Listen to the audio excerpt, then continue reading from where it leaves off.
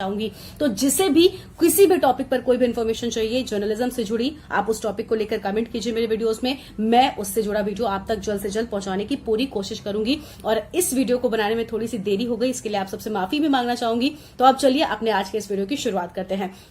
देखिए, आज का जो वीडियो है वो किस टॉपिक पर बेस्ड है, सबसे पहले आपको वो बता देते हैं।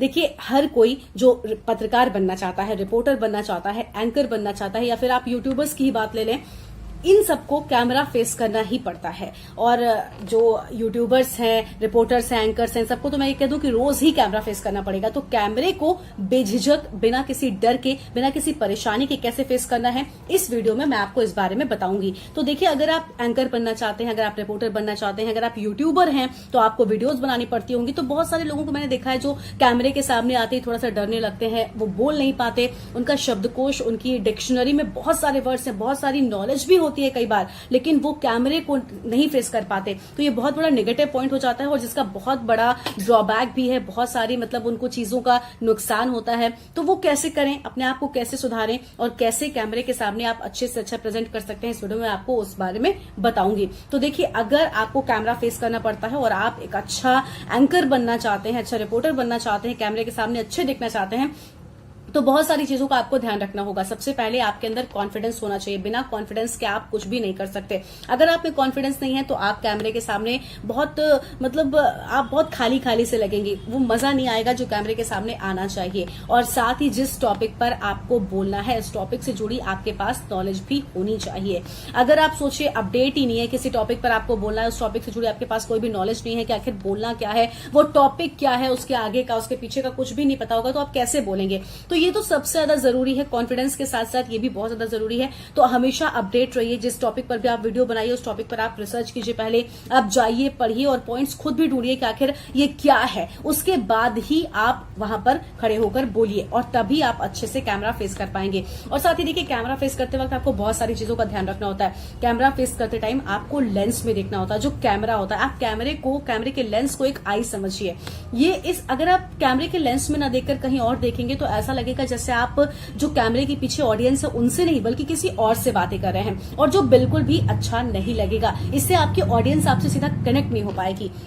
क्योंकि बहुत सारे लोग ऐसा होते हैं, कई बार गलती हो जाती है जब हम मोबाइल से रिकॉर्ड करते हैं वीडियो या फिर कैमरे से रिकॉर्ड करते हैं, तो हम कैमरे में ना देखकर, लेंस में ना देखकर हम स्क्रीन पर देखने लगते हैं, और जिसकी वजह से जो हमारा आई कांटेक्ट है वो डिस्ट्रैक्ट हो जाता है, और इसका जो व्यूवर्स है हमारे, उन पर काफी असर पड़ता है। आपने कभी भी देखा होगा टीवी पे जो एंकर्स पढ़ते हैं न्यूज, वो कभी भी इधर उधर नहीं देख रहे होते, क्योंकि उन्होंने जरा सा भी इधर देखा तो अब वो आपकी नजरों से, आपका जो आई कॉन्टैक्ट है वो उनसे बिल्कुल टूट गया, और फिर आपको लगेगा कि एंकर मुझसे बातें नहीं बल्कि किसी और से बातें कर रहा है। आपने कई बार देखा होगा। देखिए, जो हमारा स्टूडियो होता है उसमें हमारे सामने एक, मैंने आपको उसके पहले की वीडियोस में दिखाया भी है, एक हमारे सामने कैमरा लगा होता है, उसके आगे टीपी होता है, तो हम उसी टीपी को देखकर पढ़ते हैं, या हम कई बार बिना टीपी के भी पढ़ते हैं। तो वो जो होता है उसके नीचे एक टीवी भी लगा होता है, उस टीवी में हमें आउटपुट दिख रहा होता है, यानी वो टीवी पे हमें वो दिख रहा होता है जो आप अपने घर पर बैठकर देख रहे हैं। यानी कब हम टीवी पर हैं, कब विजुअल्स चल रहे हैं, कब क्या कुछ चल रहा है, ये सब कुछ हम कैमरे से देख सकते हैं। अंदर हम स्टूडियो में भी जो एंकर्स होते हैं वो भी देख पा रहे होते हैं। तो उसके लिए आपको रेडी रहना होता है।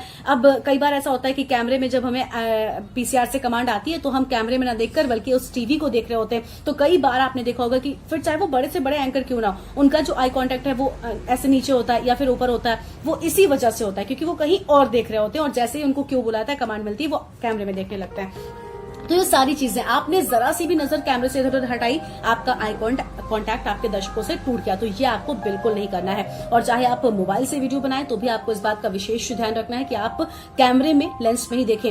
और जैसे आप इंटरव्यू लेते हैं, किसी से बातचीत कर रहे हैं, कोई टिक टैक है, तो उसमें भी आपको ध्यान रखना है। सपोज यहाँ पर कोई खड़ा, मैं उससे बात कर रही हूँ कि हाँ आपसे बात करके बहुत अच्छा लगा, और फिर हम ऑडियंस से बात कर रहे हैं, तो हमें ये नहीं करना है कि इधर कैमरा है तो इधर मैं, कोई गेस्ट है तो मैं उससे बात कर रही हूँ, फिर इधर। ये नहीं करना है कि आपको कंफ्यूज नहीं होना है कि आप देखें किधर। आपको प्रॉपर ये देखना है कि हाँ आपसे बात करके बहुत अच्छा लगा, तो दर्शकों हमारे साथ ही यहाँ पर जो भी हैं उनका नाम लेना है। इस तरह से आपको डिसाइड करना है कि आप किससे बात कर रहे हैं। जब आप दर्शक से यहाँ पर बात कर रहे हैं तो आपको दर्शक की ओर ही देखना है, और जब आप अपने गेस्ट से बात कर रहे हैं तो आपको गेस्ट पर ही फोकस करना है, आपको इधर उधर नहीं करना है। इससे जो है दर्शक काफी अच्छे से कनेक्ट कर पाते हैं और काफी कुछ समझ पाते हैं। तो कैमरे के सामने इन सब चीजों का बहुत ज्यादा ध्यान रखना होता है। और साथ ही अगर आप एक अच्छा मतलब बनना चाहते हैं कि आपको कैमरा फेस करने में दिक्कत ना हो, तो आप अपने घर पर शीशे के सामने खड़े होकर बोलने की प्रैक्टिस कीजिए। और ये बेस्ट पॉइंट है जिससे जिससे आप एक अच्छे मतलब मैं ये कह सकती हूँ कि आप अच्छे से कैमरा फेस कर पाएंगे, आपको कोई इश्यू नहीं होगा और आप समझ पाएंगे कि आखिर हमें किस तरह से कैसे बोलना है। कि मैंने देखा है बहुत सारे लोग कैमरा सामने आते ही या फिर माइक सामने आते ही हड़बड़ा जाते हैं या फिर बहुत परेशान से होने लगते हैं। उसका रीजन यही होता है क्योंकि उनको पता नहीं होता है कि किस तरह से बोलना है, किस तरह से। देखिए, कैमरा फ्रेंडली होने के लिए आपको थोड़ा टाइम जरूर लगेगा। मेरा पर्सनल एक्सपीरियंस यही है कि आपको टाइम लगेगा। प्रैक्टिस बहुत कुछ सिखाती है और प्रैक्टिस के बिना कुछ नहीं हो पाता। तो इन चीज़ों को कीजिए। आप अपने मोबाइल पर वीडियो रिकॉर्ड कीजिए और मोबाइल पर जब आप वीडियो रिकॉर्ड करेंगे तो आपको समझ में आएगा कि आप किस तरह से कैमरे को फेस कर सकते हैं। बिल्कुल सेम उसी तरह से होता है। आप स्क्रीन पर ना देखकर आप अपने कैमरा के लेंस में देखिए। ये सारी चीजें बहुत मैटर करती हैं। अगर आप यूट्यूब के लिए भी वीडियो बना रहे हैं तो आपको इन बातों का विशेष ध्यान रखना चाहिए। तो सारी चीजें मैंने आपको बताई और भी बहुत सारी ऐसी चीजें हैं। इसी टॉपिक पर मैं आगे भी वीडियो बनाऊंगी क्योंकि अगर मैंने इसी में सब कुछ बताया तो वीडियो बहुत लंबा हो जाएगा।